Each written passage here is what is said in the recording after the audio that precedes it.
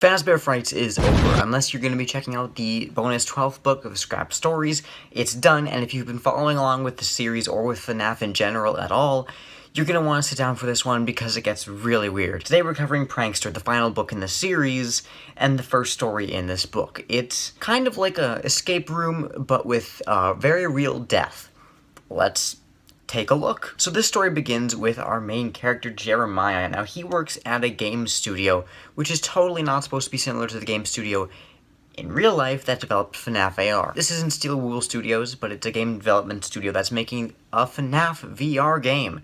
Now, the problem with this is, well, they are kind of going bankrupt. At least they were at a point. But after they got this really cool new project to develop a FNAF game, they're actually not doing too bad. With the limited staff they have now, after they had to lay off a bunch of them, they're trying to finish this game, and they're hoping that maybe it'll turn around things for the company and make things a whole lot better for them. Now, there's 3 employees that you need to know here. There is Jeremiah. He's our main character. Totally not supposed to be meant to be a parallel for Jeremy, a character from FNAF VR, who is known to have sliced off his face at a certain point because he saw a glitch trap inside the game, which I guess just kind of drove him mad. There is also Hope, who's his potential love interest, but she's usually more interested in hanging out with Parker, who's the office resident prankster. That's where the name came from. Jeremiah is not the biggest fan of Parker's pranks because he finds them just a little on the mean side. You know, he likes to replace his coffee with vinegar.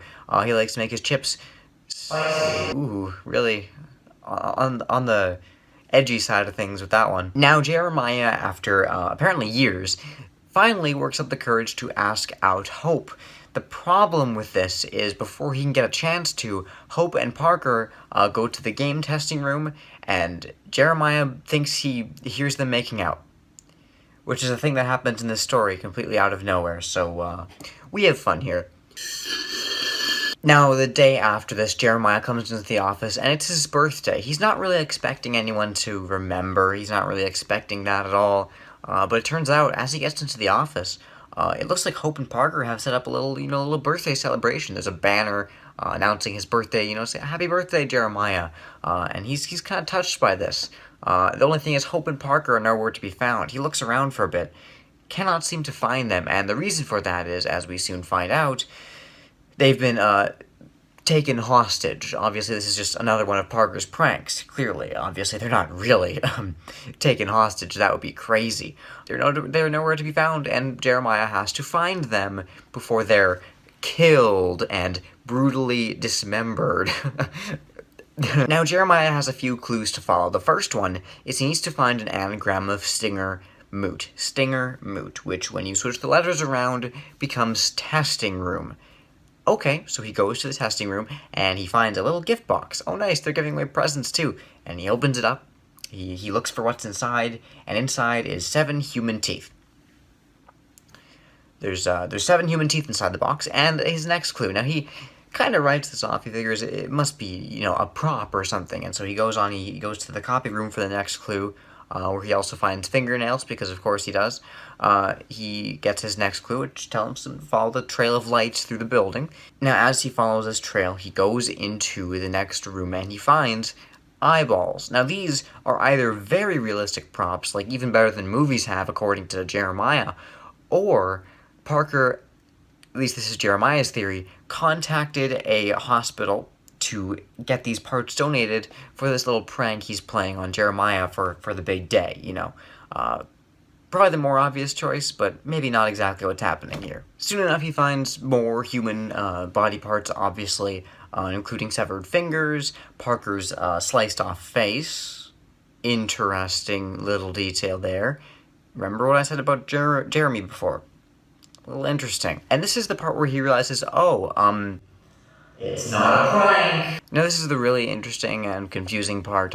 He makes it to a final room. He's deciding, okay, you know what, I need to get out of here. He tries to escape the room. He sees, blood smears on the walls, and he realizes that the door's locked. He can't get out, so he sees, in a different room, a TV with a VCR. I'm actually just barely old enough to know what that is. So he turns on the VCR. The video that plays is of Parker and Hope. They're in this room with, a lot of knives. They talk about how much he's gonna love this birthday surprise, how great it's gonna be. And then Parker says, "Okay, Parker, we're ready, come on in." And that's where it ends, and where the supply closet door opens next to Jeremiah, and that's where the story ends. Obviously, there is a lot of really similar parallels here to FNAF VR, none that seem to really go anywhere or tell us anything about Jeremy, about FNAF VR, about the company behind it, about the lore here at all. We don't really get any of that from this, it seems, which kind of sucks. It seems like there's a couple parallels, but overall it's just kind of its own story. My question is obviously, when Parker says for Parker to come into the room, who's he talking to exactly? Either there's two Parkers or there's something even weirder going on. And obviously the whole point is that we aren't supposed to understand. This is a very creepy story. In terms of creepiness, I think it's one of the better stories. The problem with this story, and with a lot of the stories in the series at this point, and I feel like a broken record, is it's not very FNAF related. They're making a FNAF VR game, but if you cut that part out of the story, and you just focus on the pranks and stuff, it is the exact same story. There is not a single difference apart from the fact that it mentions in passing that they're developing a FNAF game once. That's it. Other than that, it's just a VR studio with coworkers who prank each other, and it goes a little too far, and something goes wrong. That's it. You throw in a couple extra parallels, and you've got supposedly a Five Nights at Freddy's story. It's really strange. I do enjoy the story. I will say that. I actually really do like the ending. I feel like it's a bit abrupt. At first I didn't like that much. I thought that it was weird that was the ending. But after a while you kind of start to I think, warm up to the idea.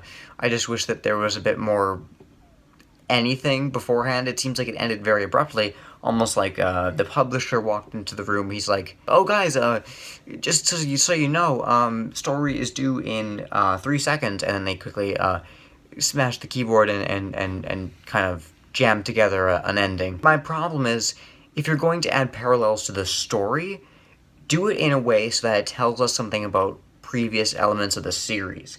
If you just throw in parallels and then they don't go anywhere and they don't tell us anything about the series as a whole, then why did you add the parallels? Just to make it feel more like a FNAF story. That's the only reason. Overall, I'm going to give this story an uh-oh out of 10. That's my rating. I've never rated a story before this, but I guess now we're starting. We will cover the next story, which is Kids at Play, next time, which is one I like even less. And then we'll cover the final story in the series, Find Player 2, which I actually like a lot. And we'll get to that. But thank you guys for listening, thank you for watching, thank you for doing whatever it is you're doing right now. And I'm gonna go. Bye-bye.